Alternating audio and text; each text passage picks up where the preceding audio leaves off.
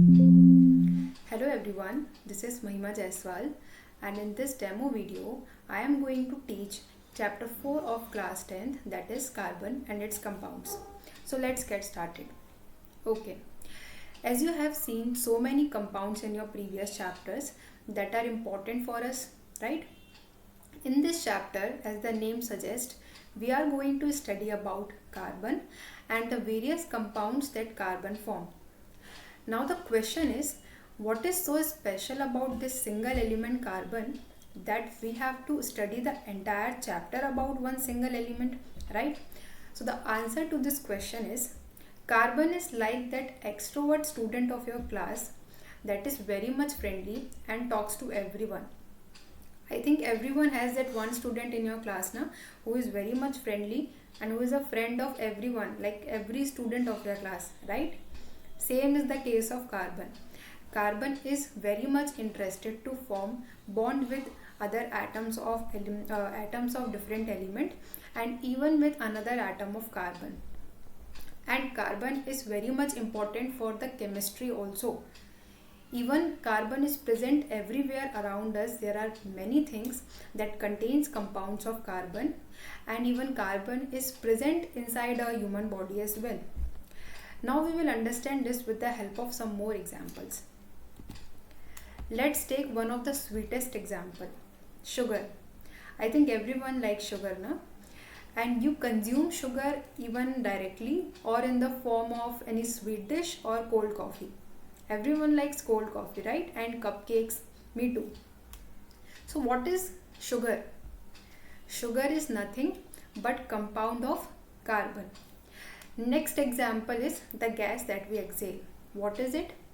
Carbon dioxide. Carbon dioxide is what? It is also one of the compound of carbon, CO2.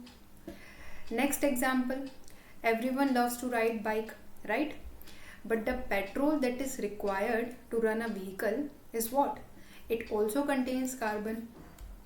So there are many examples around you that you use in your day-to-day life that contains carbon or compounds of carbon. So now I think you understand how much importance carbon holds in our life, right? This is what we have to study in this chapter, how carbon form millions and billions of compounds and what are the properties of carbon. Okay. You have studied so many ionic compounds in your previous chapter, right? And how ionic compounds are formed, what are the properties of ionic compounds, correct? Let's summarize this. What are ionic compounds? They are formed by interionic attraction between two different ions, right? For example, let's take the simplest example, common salt, NaCl. How NaCl is formed? By the interionic attraction among Na plus and Cl minus ion, correct? And because interionic attraction is very much strong, therefore ionic compounds have high melting and boiling point. You have studied this.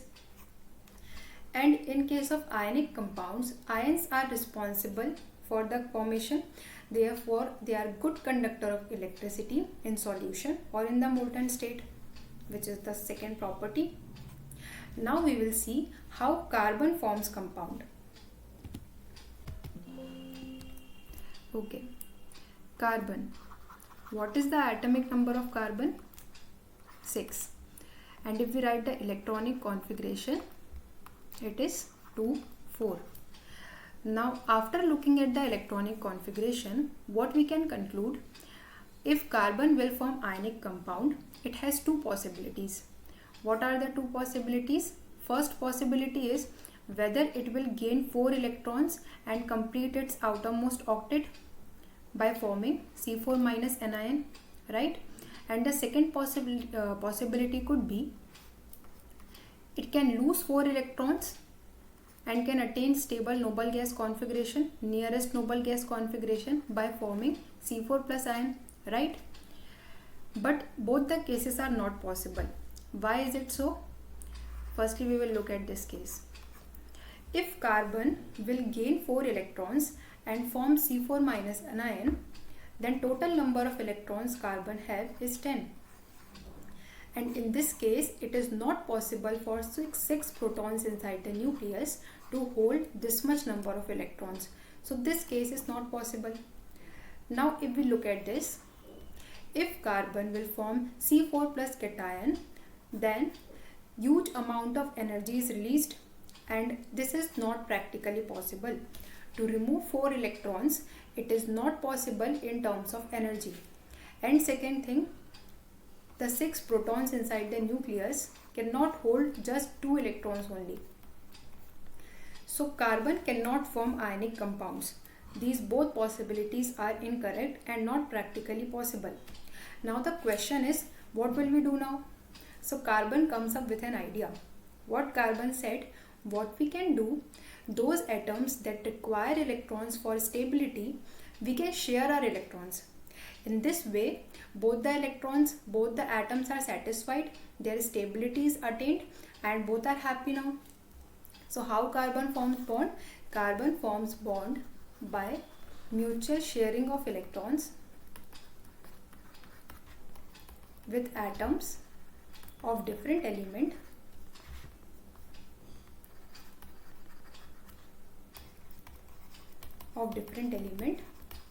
or with another element of carbon. This is how carbon forms bond, and such type of bond formed is called as a covalent bond. I know you are in confusion now that how covalent bonds are formed. Let's understand this with one of the easiest example. Hydrogen. Atomic number of hydrogen is 1. That is, it has 1 electron in its outermost shell. Now, how much electrons are required by hydrogen to complete its duplet and to attain stable noble gas configuration? 1 more electron. So, what hydrogen atom will do now? This hydrogen will share their 1 electron with another atom of hydrogen, and they both will combine to form covalent bond. In this manner, in this way, covalent bond is formed. And these 2 electrons will remain in the outermost shell of both the atoms. That is, these 2 electrons are considered as electrons of both the atoms. And what we call these 2 electrons? Shared pair of electrons between 2 atoms. Covalent bond can also be represented by single line, that you can write this in the form of this as well. This is what? One single covalent bond. This is first example. Now we will look at the second example. Oxygen. Oxygen also forms O2 by forming covalent bond. If we talk about first oxygen, one oxygen, what is the atomic number of oxygen? 8. And electronic configuration is 2, 6. Outermost electrons are 6. So if we will show electron around oxygen, then it will look like this: 1, 2, 3, 4, 5, 6. How much electron does oxygen require to complete its octet? 2 electrons. So what oxygen will do now? It will share their electron with another atom of oxygen, and both will share their 2 electrons to form covalent bond. This is first pair, this is second pair, and now you can count the electrons. If we count for this oxygen, then it has 8 electrons by sharing, and if we count for this another electron, it also has 8 electrons by sharing. So this is how covalent bond is formed. In case of O2 molecule, as 2 electron pairs are shared, therefore O2 molecule forms 2 covalent bond. We call this bond as double bond. Another example is N2 molecule. How N2 molecule is formed by covalent bonding?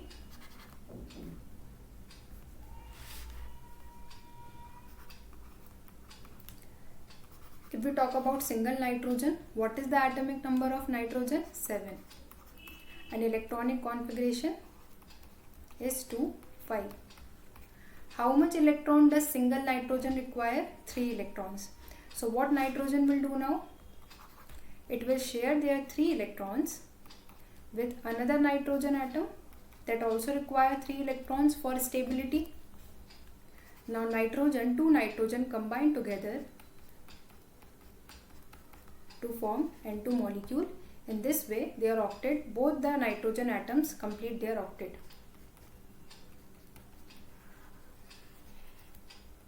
And this is the formation of covalent bond. As in case of N2, 3 electron pairs are shared. Therefore, we will represent this as N triple bond N. And what we call this? Triple bond. As 3 bonds are formed, 3 covalent bonds are formed. Okay. Now, what is covalent bond? The bond formed by mutual sharing of an electron pair between 2 atoms is called as covalent bond. Now, if we talk about the intermolecular forces and strength of the bond, then covalently bonded molecules have weak intermolecular forces. What do you mean by intermolecular forces now? For example, if we consider H2 gas. H2 gas contains so many molecules of H2, and the force of attraction between these two H2 molecules are weak as they are covalently bonded molecules. Therefore, due to this weak force of attraction, covalent compounds give rise to low melting and boiling point. We have studied this property in case of ionic compounds, that ionic compounds are strong and they have high melting and boiling point, but because covalently bonded molecules have weak intermolecular forces, therefore the melting point and boiling point are low in this case. Now, as we have seen how covalent compounds are formed, they are formed by mutual sharing of electrons, right? That is, there are no formation of ions takes place. So if there are no ions, that is, they will not conduct electricity. Therefore, as electrons are shared and no charged particle is formed, covalent compounds are poor conductors of electricity. So this is the end of my demo session. Thank you so much for watching.